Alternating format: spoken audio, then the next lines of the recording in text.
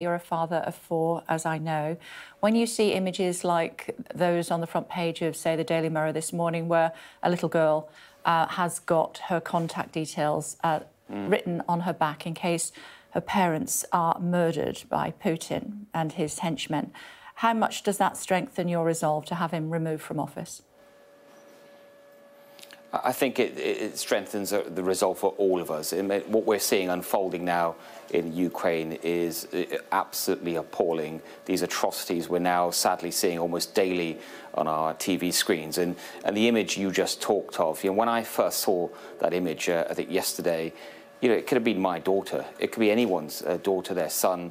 And just to think that's what parents are having to do in Ukraine right now because of the choice that Vladimir Putin has made. And we should never forget, this is a choice. This was not a war for any other reason than something that Vladimir Putin had just chosen to do. And we will continue to help Ukraine in every way that we can, whether that's military support, whether it's with support for sanctions on Russia and humanitarian support. And does that include regime change? Look, it's ultimately up to the Russian people about the leadership of their country. But I do think the Prime Minister, our Prime Minister, was right yesterday to appeal directly to the Russian people in the way that he did.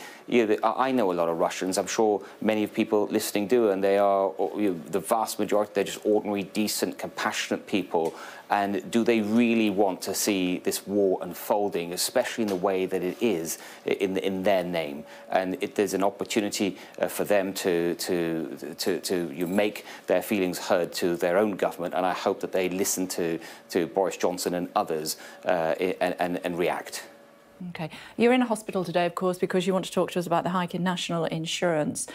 How on earth can it be a fair tax? It does seem to unfairly tax those who can at least afford to fund this. It's going to be used for health and social care levy, of course, isn't it? But aren't there better ways of doing that? Well, let me just first say what this new levy does. It kicks in today, the new health and social care levy. It's all of the funding raised from it is going to go towards the extra £39 billion we're going to put in over the next 3 years into health and social care. It's going to pay in the NHS for activity levels that are some 130% of pre-pandemic. It's going to be 9 million more scans, tests and procedures, meaning people will get seen a lot earlier. Why is any of this necessary, whether it's for health or social care? It's because of the impact of the pandemic. We know it's unprecedented. It's been the biggest challenge in our lifetime, and the impact of that is going to continue for many years. You asked me about the fairness of it. When we spend money on public services, whether it's NHS or anything else for that matter, the money can only come from two sources. It's either you raise it directly from people today, that's through taxes, or you borrow it, which is essentially you're asking the next generation to pay for it. I think it is right that we pay for what we are going to use as a country, but we do it in a fair way. And this levy, the way it's being raised is the top 15% of earners will pay almost 50%. And I think it's the right way to do this. If you were Chancellor, and you're still Chancellor, and you saw 500,000 kids falling into absolute poverty because of your measures, would you think twice? I think, look, I am not Chancellor, I'm the Health Secretary, and my job is to make sure that we're doing everything we can to recover from the pandemic when it comes to health and social care. But when it comes to the Treasury and the Chancellor and the support that's been provided, I think that the focus is absolutely right. When it comes to the cost of living, I don't think anyone out there listening thinks that the government can mitigate a worldwide inflation crisis in every way for every single person. But what government can do is support those that need it most. And the actions that we've taken on energy bills, for example, with £9 billion of support on the new hardship fund for local authorities for those that are most vulnerable, and also, most importantly of all, of supporting work. The best way out of poverty for anyone is in work. We've now, in this country, we've got one of the lowest unemployment rates that this country has ever seen, the lowest youth unemployment rate we've had for decades. And that doesn't happen by accident. It's happening because of the policies of this government, and we're supporting those people in work with more tax cuts. OK.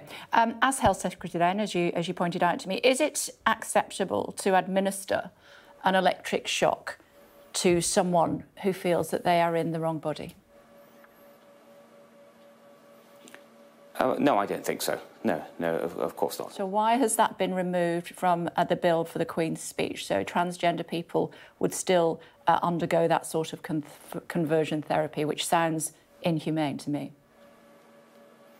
Well, when it comes to conversion therapy, it is absolutely right, as the government has said, that we ban the so-called conversion therapy for LGBT people. When it comes to trans, I do think that we need to be more careful. You asked me again as Health Secretary.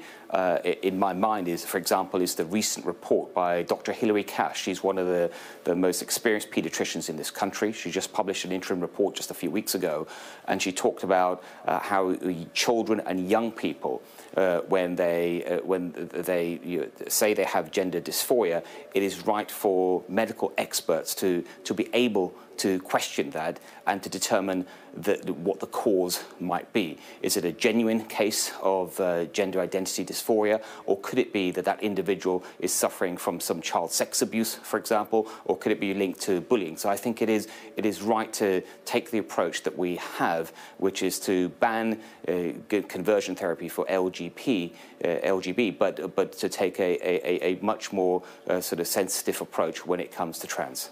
Yeah, but again, my question is, does that include allowing people to have an electric shock because they feel they're in the wrong body? It sounds inhumane to me. No, it doesn't. No, it doesn't. And there are also already, there are many laws in place that you should prevent anything of that type. But that's anything part of the therapy, isn't it? It can be used. Anything dangerous, should that be against the law? Well, I don't think that anyone should be administered with electric shock for the reasons that you're saying, and there are laws currently in place that would protect. I think that would count as abuse, and it would already be against the law. OK. Thanks very much for clarification on that. I'm sure that will develop further throughout the course of the day, but I do want to ask you, if I may, about COVID and the new guidelines that were being given. Apparently there's 9 separate symptoms now as far as COVID is concerned that you should be checking for before you go to work. One of them includes there they go. One of them includes tiredness or a headache. If you've got tiredness or a headache, would you still go to work? No, if I had, first of all, I think it's absolutely right as we learn more about COVID and also as we come across new variants, that our experts update the symptoms list. There are still 3 major symptoms, but it's right that others have been added just to give people a bit more information about what may or may not be COVID. Now, just taking any 1 or 2 of those, you've just picked headaches and tiredness, doesn't in itself say that you've got COVID. You may have, but especially if you've got some of the more where we have more information. So, for example, if you have a sense of loss of your taste, or if you have a cough that's developed that you didn't have before, or if you have a fever. Those are the 3 main symptoms people should look out for. To answer your question directly, if I had a headache or I was feeling a bit tired, it depends how tired I felt. I might want to get some more sleep, and if I had a bit of a headache, I'd first reach for the Nurofen. As a Secretary of State, I'm sure you're pretty tired almost all of the time. Very busy job, I'm sure. Talk to me about Keir Starmer. He has said that despite what the Prime Minister told us, he presided over widespread criminality in his office, talking about Partygate. What should happen as far as Partygate fines are concerned? Dominic Raab has said that it was what happened there was against the law. Do you agree that the Prime Minister presided over widespread criminality in his office? Look, what I agree with is, I think what we have all learnt over the last few months is that there were, certainly there are events that took place in Downing Street during the height of the pandemic that needed to and are being properly investigated. They should be investigated by the proper authorities, and that's exactly what's happening. The police are continuing their investigations, as I understand it, but this is really a matter for the police. I don't think it's appropriate for ministers, any minister, including including myself, to talk about what the police may or may not do. Well, they've already issued 20 fines. And when we were talking about COVID, you did want to answer my question directly. So if I could ask this one again, please. Did the Prime Minister, forgive me, preside over widespread criminality in his office? Well, when you ask me about COVID, that's the matter that relates directly to me and my job, and it's not something for an independent authority. When you ask me about matters of the law, this is rightly in a democracy like ours. It's not a matter for the ministers. It is a matter for the police. No, nonsense. The police have told us that it's 20. Police have already issued 20 fines. Come on, we know what the police think. I'm asking you whether you agree with the police that there's been widespread criminality in Downing Street. All I know what the police have published. I know nothing more or less than that. We know about the number of fines. I have no idea who has received those fines or not. But I just hesitate to comment on this further. We do know who's received at least one of the fines, because it was the woman. Yeah, we know. Come on, Minister. We know that at least one person who was in charge of ethics in Downing Street at the time received a fine, because she told us that she did. We know that 19 other fines have been issued as well. On 20 separate occasions, more to come, the law was broken in Downing Street. Ergo, the Prime Minister presided over law-breaking in Downing Street. Look, we will learn more about this, I'm sure, from the police. There will also be a final report from Sue Gray, again, an independent report, and I think that's what I'll wait for before I say anything further. OK, thanks for joining us. I know you've got a busy day ahead. Thank you for taking the time to speak to us on the programme. Thank you.